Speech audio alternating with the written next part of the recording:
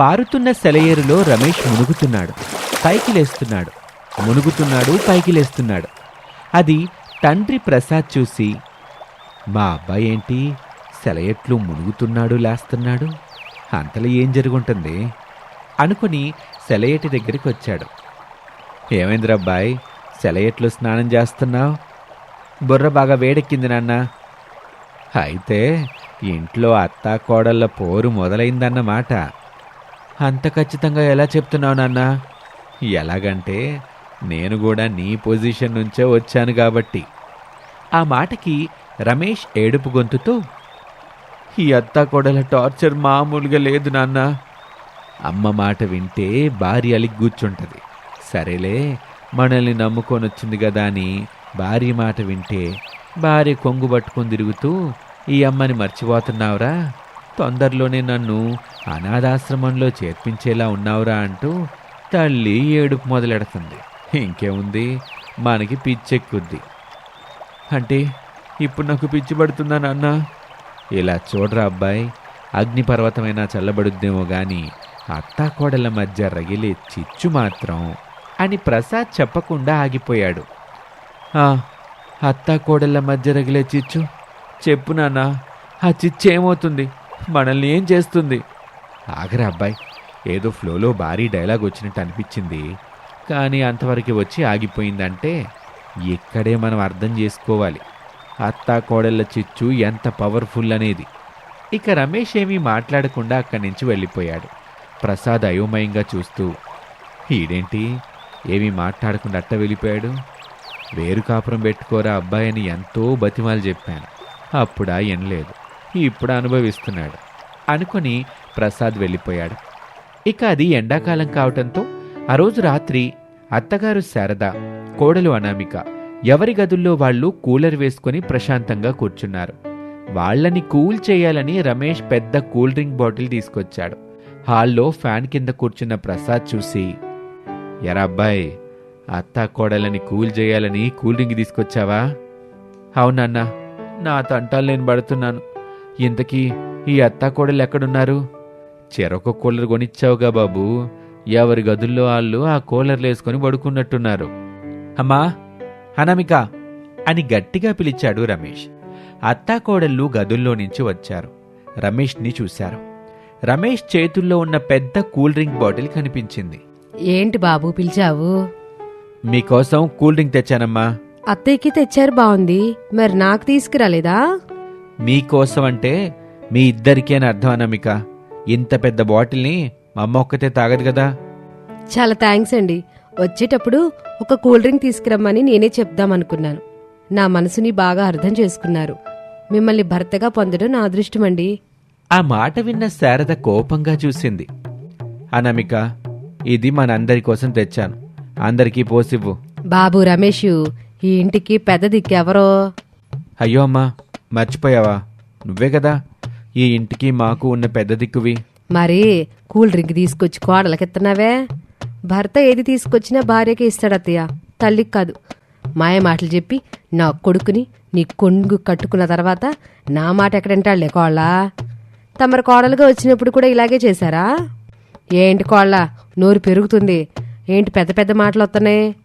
అనామిక, ఎప్పుడు చూడు మా అమ్మతో గొడవ పడుతూ ఉంటావు. వెళ్ళు, వెళ్ళి కూల్ డ్రింక్ అందరికీ పోసుకొనిరా, వెళ్ళు అని రమేష్ చెప్పగానే అనామిక చకచకా కిచెన్లోకి వెళ్ళి గ్లాసులు తెచ్చి ఇచ్చింది. నా వంతుగా నేను గ్లాసులు తీసుకొచ్చాను, ఇప్పుడు అత్తయ్యని పోయమనండి అని చెప్పి అనామిక వెళ్ళిపోయింది. శారదకి కోపం వచ్చింది. చూడరా కోడలకి ఎంత పొగరొచ్చిందో. అమ్మా, పెళ్లి కాకముందు నేనేం తెచ్చినా నీకే ఇచ్చేవాణ్ణి, కానీ ఇప్పుడు నా భార్య వచ్చింది కదా, తీసుకొచ్చి తనకిస్తే తనందరికీ పంచిపెడుతుందంటే పని చేస్తున్నట్టే కదమ్మా. ఆ మాటకి తల్లి శారద ఏమీ మాట్లాడలేదు. చూడమ్మా, ఇంటి పెత్తనం నీదే, ఇంటికి పెద్దవి నువ్వే, అవి ఇవి తీసుకొచ్చి నీకెలా పని చెప్పను, అర్థం చేసుకోవాలి కదా అని రమేష్ చెప్పింది శారదకి నిజం అనిపించింది. ఇక అలా ఆ రోజు ముగిసింది. మరుసటి రోజు ఉదయం కాఫీ చేసేటప్పుడు పాలు పొంగి కింద పడిపోయాయి. శారద కోపంగా, ఏంటమ్మా కోళ్ళ, అదే నీ పుట్టి ఇంట్లో ఎట్టాగే పనులు చేస్తావా? అది చూసుకోలేదు అత్తయ్య, కళ్ళు నెత్తి మీద ఉన్నాయి కదా, నువ్వెట్టా చూసుకుంటావులే.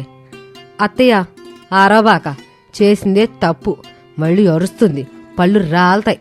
అని శారద గట్టిగా చెప్పగానే అనామిక కళ్ళల్లో నుంచి నీరొచ్చేసింది. రమేష్ వచ్చి చూశాడు. అమ్మా, చూసుకోలేదని చెప్తుంది కదా, అవసరం లేని మాటలెందుకు చెప్పు అని అన్నాడు. అది విన్న శారద గుండెల్లో సూది గుచ్చుకున్నట్టయింది. అయ్యో, నేను చేసిన తప్పని నా కొడుకు నన్నే తప్పు పడుతున్నాడే. ఇప్పుడు కొడుక్కి పెళ్ళం బెళ్ళం అయింది, ఈ తల్లి అల్లమయింది. ఓరు దేవుడా, ఇప్పుడు నేనేం చెయ్యాలి? ఎక్కడికి పోవాలి? నా బాధను ఎవరికి చెప్పుకోవాలి అంటూ శోకం పెట్టింది శారద. 2 రోజుల తర్వాత అత్తాకోడళ్ల నడుమ రమేష్ ఉన్నాడు. బాబు రమేషు. చెప్పమ్మా. ఏవండి? నాకు వినిపిస్తుంది అనామిక, విషయం ఏంటో చెప్పండి. నేను ఒక పని చెప్తాను, కోళ్ళకు పని చెప్పుద్ది. ముందుగా నువ్వెవరు పని చేస్తావు బాబు? రమేష్ ఆలోచనలో పడ్డాడు. అప్పుడే అక్కడికి ప్రసాద్ వచ్చాడు. బాబు రమేషు, గంట టైం తీసుకున్నా పర్వాలేదు గాని బాగా ఆలోచించి చెప్పు. తల్లి మాట వింటావా, భార్య మాట వింటావా? మీరిద్దరూ చెప్పింది చేయను, నా పని నేను చేసుకుంటూ పోతాను. నేను చెప్పింది చేయనప్పుడు నేను మీతో ఉండడం ఎందుకండి? మా పుట్టింటికే పోతాను, విడాకులు నోటీస్ పంపిస్తాను. అను, ఏం నువ్వు మాట్లాడేది? నువ్వు చెప్పిన మాట వింటలేదని విడాకులు ఇస్తావా? ఇది మరీ దారుణమైన బ్లాక్మెయిల్ తెలుసా? ఆ దారుణం జరగకుండా ఉండాలంటే నేను చెప్పిన పని చేయాలి. చేస్తారా మరి? రమేష్ తల్లి శారద వైపు చూశాడు. నాకు తెలుసు బాబు, విడాకులు ఇస్తానని కోడలు బెదిరించగానే నువ్వు ఖచ్చితంగా కోడలు చెప్పిన పనే చేస్తావని నాకు తెలుసు. అది కాదమ్మా. అది భార్య కాబట్టి విడాకులు ఇస్తానని బెదిరించింది. నేను తల్లిని కదా, నేను బెదిరించడానికి ఏమీ లేదు. అందుకే నా మాట వినవు. అయ్యో భార్యామని, కోడలు బెదిరించడానికి విడాకులున్నట్టు నువ్వు బెదిరించడానికి అనాథాశ్రమం ఉంది. ఏంటి నాన్న అమ్మకి లేనిపోని ఐడియాలు ఇస్తున్నావు? కన్న వాళ్ళని అనాథాశ్రమంలో వదిలిపెట్టేలా కనిపిస్తున్నానా నేను మీకు? సరే బాబు, ముందుగా కోడలు చెప్పింది చేస్తావా, తల్లి చెప్పింది చేస్తావా చెప్పు మరి. చెప్తానన్నా, ఆవేశపడకు. అమ్మా అనామిక, ముందు ఆ పనులేంటో చెప్పండి. ఇది ఎండాకాలం కదా బాబు. అవును. మా అత్త కోడళ్ళం కలిసి ఇంటి పనులు వంట పనులు పంచుకుంటున్నామండి. ఓహో, నేను చేయాల్సిన పనులేంటో అర్థమయ్యాయిలే అనామిక. మెట్ట మధ్యాహ్నం మంచినీళ్ళు తీసుకొచ్చే పని నాది బాబు. 12 గంటలకు వచ్చే వాడుకునే నల్లా నీళ్లు పట్టే పని నాదండి. మీ అత్తా కోడలు చెప్పే పనులు నాకు అర్థమయ్యాయి. అన్ని పనులు నేను చేసుకుంటాను. మీరు మాత్రం గొడవ పడకుండా ఉండండి. ఇల్లు అప్పుడు ప్రశాంతంగా ఉంటుంది. ఇంట్లో ఉన్న అనుభూతి నాకు నాన్నకి కలుగుతుంది. బాగా చెప్పావు బాబు. ఆడు నా కొడుకండి, ఈ తల్లి మనసును అర్థం చేసుకున్నాడు. ఆయన నా భర్త మావయ్య. ఈ భార్య మనసు ఏం కోరుతుందో ఆ మాత్రం తెలుసుకోలేడా చెప్పండి? మీరిద్దరూ కరెక్టేనమ్మా. మిమ్మల్ని అర్థం చేసుకున్నట్టుగా నేను కూడా అత్తా కోడలను అర్థం చేసుకుంటే మా అమ్మైనా కొంతకాలం బతికేది. సరేలే నాన్న, అయిందేదో అయిపోయింది. ఇక ఎవరి పనులు వాళ్ళు చేసుకుంటే బాగుంటుంది, వెళ్ళండి అని చెప్పి రమేష్ వెళ్ళిపోయాడు. మరుసటి రోజున మిట్ట మధ్యాహ్నం గొడుగు పెట్టుకొని వాడుక నీళ్ళని పైపుతో పడుతూ ఉంటాడు. గుమ్మం దగ్గర నిలబడ్డ అనామిక రమేష్ చేస్తున్న పనిని చూసి సంతోషపడుతుంది. అప్పుడే శారద వచ్చింది. కోడలు సంతోషంగా ఉండటం చూడలేకపోయింది. బాబు, మంచి నీళ్ళు వచ్చే టైం అయింది, వెళ్ళి నీళ్లు తీసుకురా. అమ్మా, మీ అత్తా కోడలిద్దరూ చేయాల్సిన పనులేంటో నాకు చెప్పారుగా, నేను చేస్తాను. మీ అత్తా కోడలు వెళ్ళి కూలర్లు వేసుకొని చల్లగా కూర్చోండి, వెళ్ళండి అని చెప్పగానే శారద అనామిక ఇంట్లోకి వెళ్ళిపోయారు. రమేష్ నీళ్లు పడుతూ ఉంటాడు. గొడుగు పట్టుకొని ప్రసాద్ వచ్చాడు. ఏం బాబు, నేను సాయం చేయనా? వద్దు నాన్న, నువ్వు కూడా ఇంట్లోకి వెళ్ళు.